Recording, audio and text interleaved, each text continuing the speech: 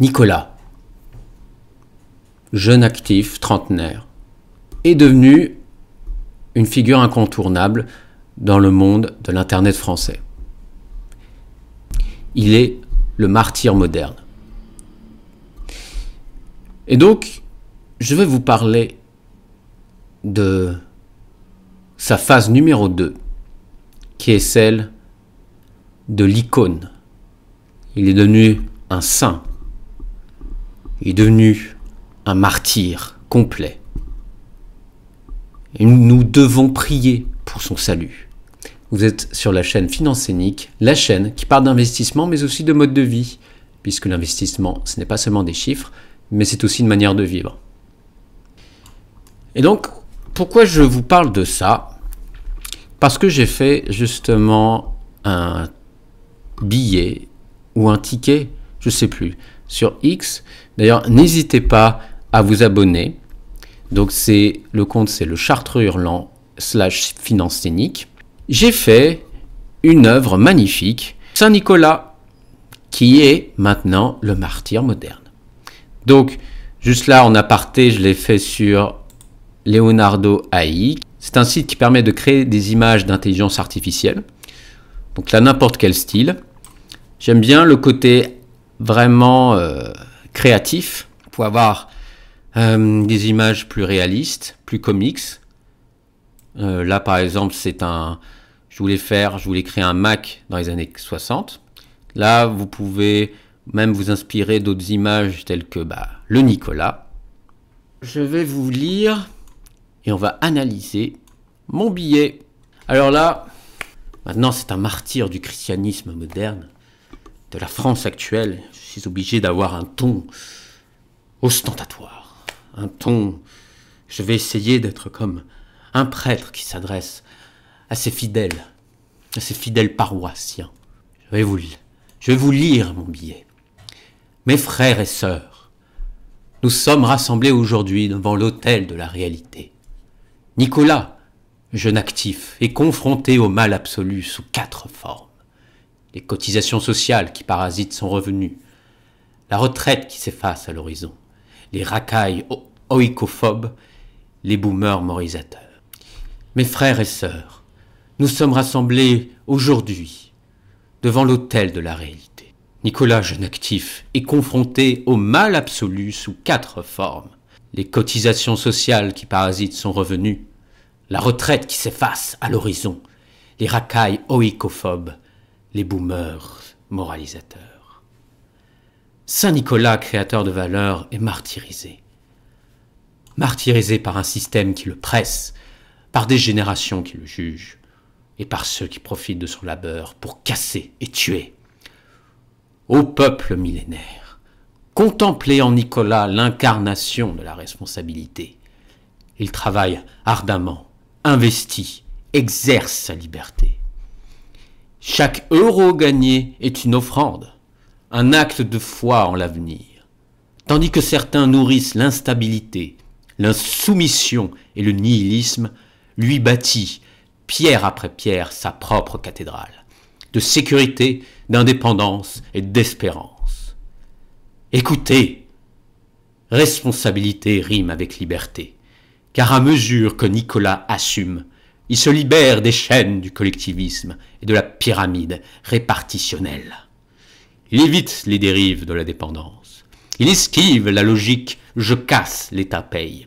Il avance confiant, investit dans des actifs, crypto-monnaies, immobilier, actions, les piliers de sa cathédrale personnelle. Ô mes enfants, reconnaissez en Nicolas l'exemple, un Français comme on n'en fait plus.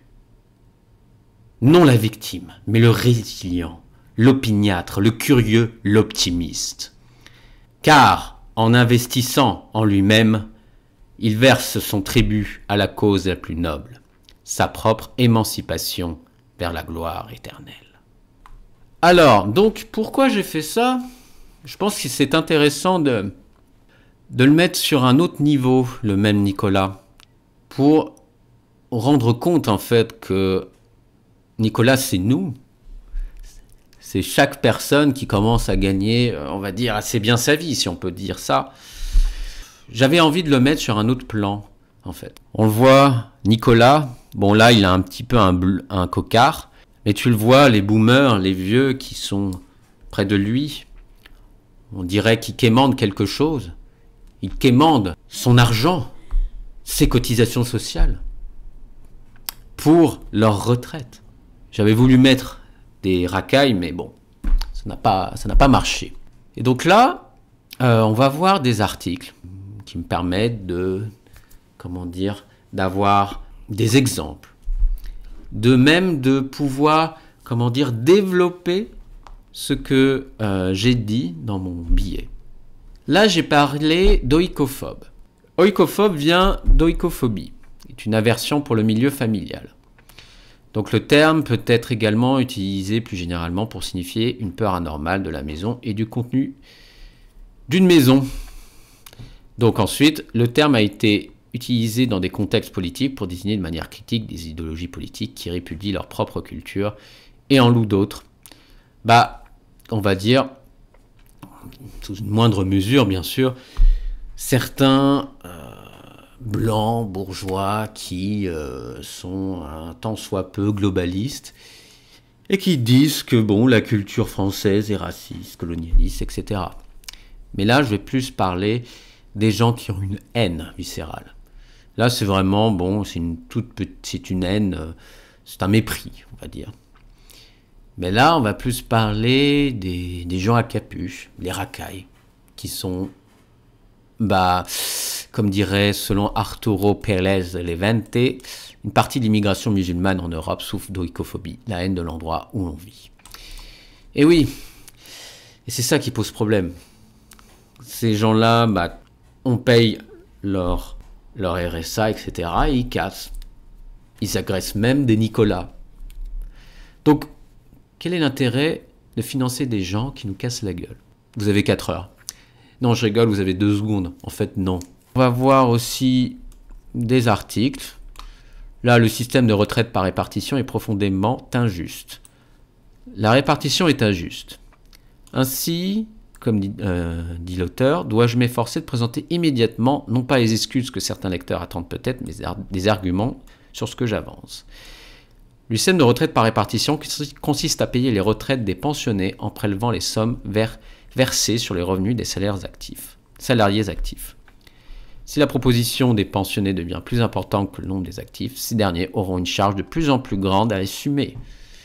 C'est une pyramide de Ponzi. Oui, c'est une pyramide de Ponzi. Donc voilà. Après, c'est pas parce que ce n'est quelque chose de public que ce n'est pas une arnaque. Voilà.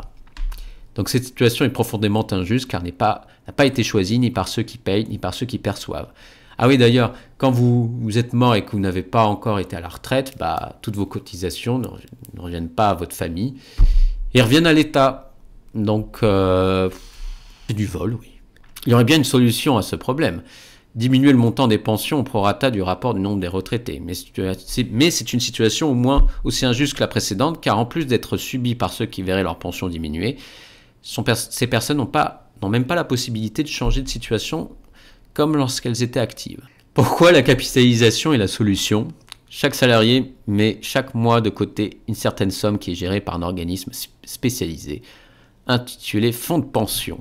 Dans le système par capitalisation, ces fonds qui peuvent être considérables sont placés et produisent des intérêts pendant toute la durée du travail du salarié et lui sont reversés à partir du moment où il est à la retraite. Donc, le truc, c'est que le système par capitalisation, en plus, vous permet de gagner beaucoup plus d'argent.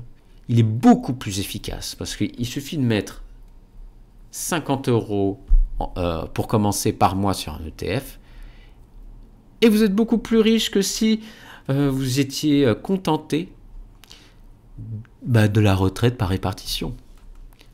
Donc, là, on va voir, bien sûr, les boomers qui prennent tout. Donc la lutte des âges par Hakim El-Karoui, c'est l'histoire de la prise du pouvoir politique en France par les baby-boomers, désormais retraités.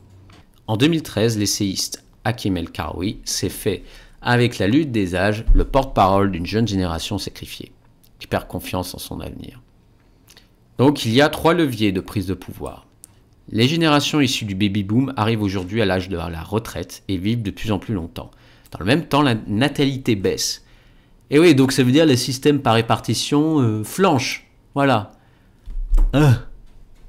Ils sont très intelligents, les gens qui ont pensé ça à l'époque. Très intelligents. Ainsi, de moins en moins d'actifs supportent un nombre croissant de retraités. Par l'argent, les seniors concentrent une part croissante du patrimoine et ont bénéficié du boom de l'immobilier.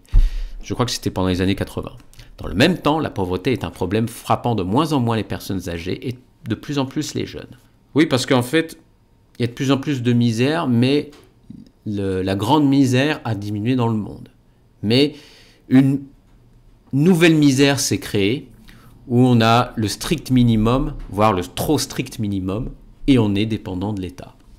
Ensuite, par le vote, les seniors sont de plus en plus nombreux et sont plus à même de voter que les jeunes. Par conséquent, les partis politiques sont de plus en plus sensibles aux préoccupations des retraités. Ce qui s'est passé durant la crise Covid. Voilà, je ne vais pas en dire plus. Les baby-boomers, profondément individualistes, ont modelé la société à leur image. Cette génération aurait libéralisé les mœurs en 1968, la finance dans les années 80. La finance dans les années 80, bof. Comme l'auteur dit, il y a tort de la rendre responsable de la libéralisation financière ou commerciale. Thatcher, Reagan n'étaient pas des baby-boomers. Oui, parce que bon, c'est plus une génération, on va dire, libertaire. Libertaire qui devient un peu plus conservatrice dans le temps en votant entre autres PS, voire même, s'ils sont fous, mélenchonistes. Ensuite, on va terminer par ça parce que la vidéo commence à être un peu longue. Cet étatisme se retrouve dans l'attachement des baby-boomers à l'état de providence. Oui, parce que ces gens-là, ils se permettent de juger notre génération parce que leurs logiciels intellectuels sont toujours bloqués dans les années 40, 50, jusqu'aux années début 70, où ils faisaient du twist, etc. Donc en fait, ces gens-là sont ringards. Donc conçu en 1945 dans des circonstances économiques et démographiques bien différentes aujourd'hui, l'auteur compare à juste titre notre système de retraite par répartition à un schéma de Ponzi, comme je l'ai dit. Donc là, maintenant, qu'est-ce qu'il faut faire? Il faut que les personnes deviennent plus libérales, que chacun prenne ses responsabilités, que chacun puisse prospérer, chacun à son rythme, mais en tout cas, qu'on ne pique plus l'argent de ceux qui essayent de monter en compétences, même de créer leur propre entreprise, et surtout des gens qui essayent de s'émanciper, d'être plus libres. Voilà, écoutez, c'est tout pour moi. N'hésitez pas donc à vous abonner à mon compte X. N'hésitez pas aussi à vous abonner à ma chaîne YouTube, à enclencher la cloche de notification, à laisser un commentaire. J'ai toujours des liens Realty qui permettent d'investir dans l'immobilier fractionné grâce aux cryptoactifs. Et j'ai un lien Moning qui permet de synchroniser vos portefeuilles. Voilà, c'est tout. Écoutez, je vous souhaite une bonne journée. Ciao.